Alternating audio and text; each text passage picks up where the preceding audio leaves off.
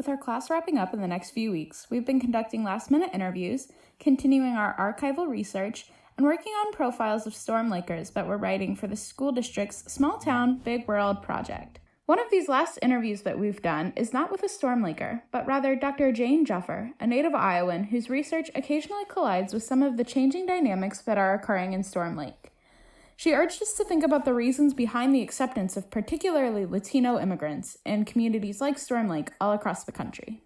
I think the interesting underlying question that you're asking is one of, again, like the fear. Like, are we accepting Latinos because we fear the loss of vitality in our town? Like so many small towns throughout Iowa and probably Ohio and all throughout the Midwest are really struggling to survive.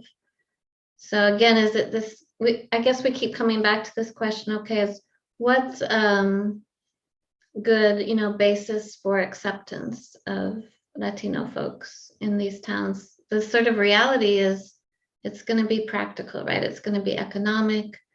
The schools and the sports teams are going to grow and prosper, and our small town isn't going to die out. I guess the question is, what can you make of that? Who was it who said earlier, I'm looking at the names now, who said, Talon, when you said when people do actually sit down and talk to each other, that is that potential, at least for transformation. And you see like, hey, I really want to be friends with this person and I want to learn about this person and his or her life. So I guess we could look at it that way, right? Like the more, even if the initial basis for acceptance is sort of questionable, that does produce these moments of possibility. For our continued archival research, we use a program called Source Notes. It allows us to summarize articles, assign them keywords and people, and easily look them up later for reference. The topics that we've been looking at are varied, but some of the most popular topics are immigration, politics, meatpacking, and Tyson. This note, created by Anna Rottenborn, shares the story of Thai refugees, the Lowe family, and how they came to be in Storm Lake.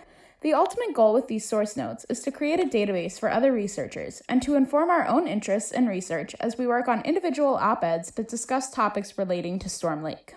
Our op-eds are our final assignment for the semester, and we hope that by using our archival research, interviews, and class texts, we are able to acknowledge and examine all of the positive and negative forces that are at play in the Storm Lake community. If you're interested in reading our op-eds or Small Town Big World profiles, don't forget to keep an eye on the blog in the coming weeks to find out where you can view them.